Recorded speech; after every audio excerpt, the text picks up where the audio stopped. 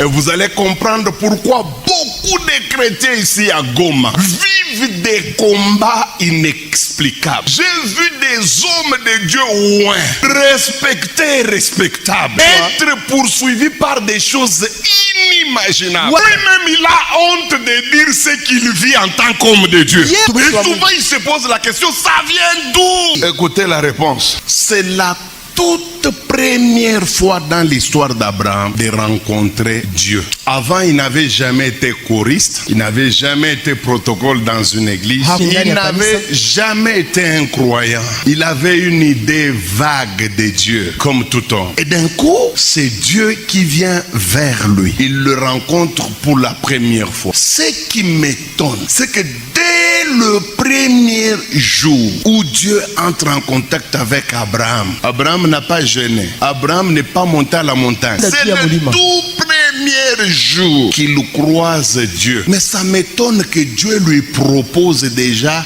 4 grandes choses. Ces choses-là, nous les avons peut-être obtenues après 20 ans de la foi.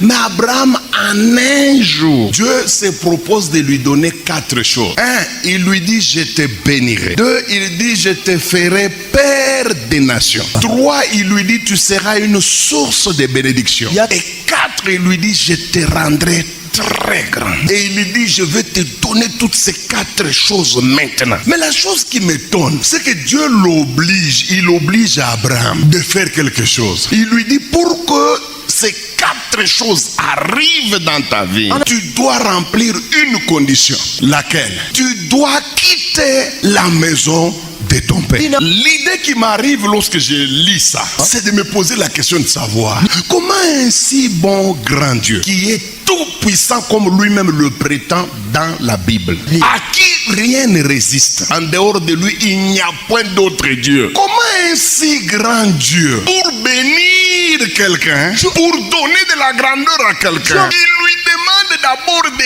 quitter la maison de son père? La question que je me pose, qu'est-ce qu'il y avait dans cette maison pour que Dieu soit incapable de bénir Abraham, de le visiter? Qu'est-ce qu'il y avait dans cette maison pour que la main de Dieu soit incapable de donner ce que Dieu a promis? Les choses ne se sont pas arrêtées seulement chez Abraham. Des années après, Dieu va aller rencontrer un des descendants d'Abraham. Il s'appelle Jacob. Ce qui m'étonne, c'est que Dieu s'amène avec le même discours. Il lui dit, je te bénirai, je te ferai du bien, tu seras un grand dans ta vie. Pour que toutes ces choses arrivent, quitte d'abord la maison de ton oncle Laban et retourne dans ton pays. C'est là que je te bénirai. Il y a une sorte d'ambiguïté. Comment le Dieu si puissant, le Dieu fort, il dit, j'ai dit une chose et la chose arrive. Mais pour bénir Abraham, il lui demande d'abord de quitter au préalable la maison de son père. Le même Dieu tout puissant, pour bénir Jacob, il lui demande d'abord de quitter la maison où il vivait chez Laban.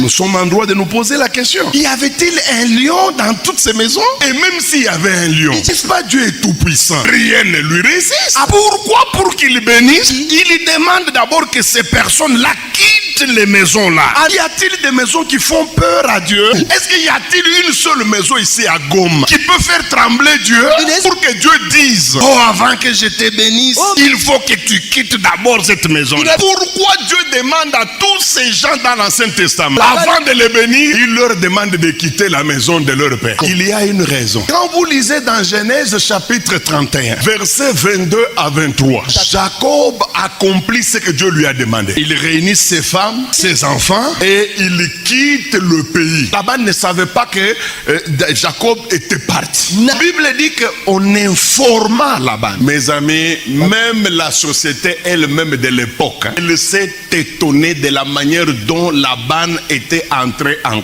colère. La Bible dit qu'il a armé 400 personnes pour poursuivre son gendre. Et la Bible dit qu'il l'a poursuivi pendant 7 jours. Quand ils l'ont atteint, dans un premier temps, Laban n'a pas donné de vraies raisons. Et vous allez comprendre pourquoi beaucoup de chrétiens ici à Goma vivent des combats inexplicables. J'ai vu des hommes de Dieu loin, respectés, respectables, être poursuivis par des choses inimaginable. Lui-même, il a honte de dire ce qu'il vit en tant qu'homme de Dieu. Et souvent, il se pose la question, ça vient d'où? Écoutez la réponse. Laban va dire pourquoi il a poursuivi Jacob. Genèse chapitre 31, versets 29 à 30. Ma main est assez forte pour vous faire du mal. Mais le Dieu de votre père m'a dit hier, garde-toi de parler à Jacob ni en bien ni en mal. Maintenant que tu es sorti, parce que tu languissais après la maison de ton père, tu pouvais partir, il n'y a pas de problème. Mais si je te poursuis, il y a une raison. Laquelle? Pourquoi as-tu dérobé mes dieux? Répète cette dernière phrase. Pourquoi as-tu dérobé mes dieux? Donc dans cette maison-là, il y avait des dieux, pas 2 dieux, pas 3. Il y avait plusieurs dieux. C'est Laban lui-même qui le dit. On ne lui donne pas les paroles, il sait ce qu'il est en train de dire. Il lui dit, c'était bien que tu partes, mais mon problème, où sont mes dieux? Dans la maison où vivait Jacob, il y avait beaucoup de dieux. Nous ne savons pas depuis quand ils sont dans cette maison. Ça fait des années que ces dieux dirigent cette maison. Et cette maison a toujours été contrôlée par ces dieux. Mais ce jour-là, Laban a tenté d'entrer en contact avec eux. Il a senti que le réseau n'est donné. Et il a compris que quelque chose a quitté la maison. Les dieux de la maison de son père ne répondaient plus. Alors il fallait poursuivre le coupable. Et le coupable, c'était Jacob. Même Abraham. Vous savez pourquoi Dieu lui a dit quitte la maison de ton père? Dans Josué chapitre 24,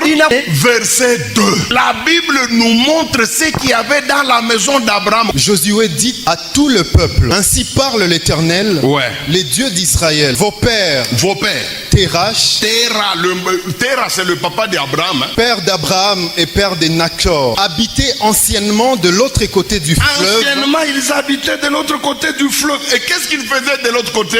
Et ils servaient d'autres dieux. Ils servaient d'autres dieux. Les dieux de la maison de nos pères.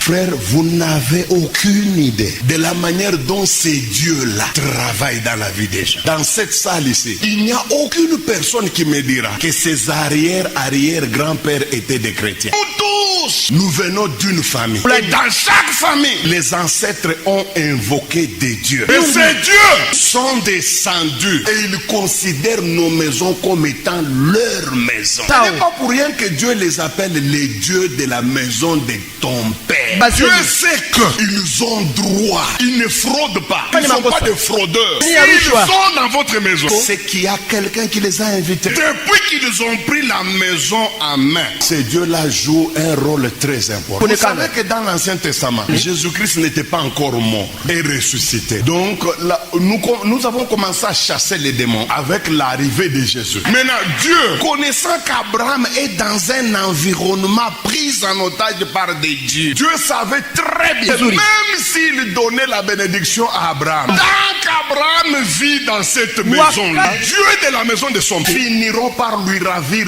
tout. Alors comme à l'époque, Jésus-Christ n'était pas encore mort et ressuscité, la seule solution que Dieu pouvait proposer à Abraham, c'était de se déconnecter de cette maison, puisqu'il connaissait la puissance de ces forces-là sur l'homme. Il y en a qui utilisaient des fétiches, il y en a qui invoquaient les morts. Et vous pensez que le jour où vous devenez chrétien, ces dieux-là vont vous laisser? Pour quelle raison? Vous êtes leur cousin? Pour quelle raison? Beaucoup de combats que nous avons aujourd'hui, ce sont des dieux des maisons de nos pères. Ils ont poursuivi Jacob pendant 7 jours. Frère, ne jouez pas avec votre vie. J'entends souvent les gens dire, vous enseignez, vous terrorisez les peuples des dieux. Les dieux de la maison de ton père sont capables de vous ridiculiser. Ils ridiculisent des pasteurs. Ils humilient les jeunes filles. Ils humilient les bishops. Ce sont des impolis. Ils ne respectent personne. Ils n'ont pas peur de la prédication. Vous pouvez prêcher comme vous voulez. Mais quand les dieux de la maison de votre père trouvent de la possibilité, ils vous rendront ridicule. C'est la raison pour laquelle vous voyez que beaucoup de chrétiens ne sont pas épanouis. Faites attention avec les dieux de la maison. Tu ne seras jamais ingrat tant que tu ne couperas pas cordon ombilical qui te lie au Dieu de la maison. Dieu t'aime et il va te sauver. Il va te délivrer.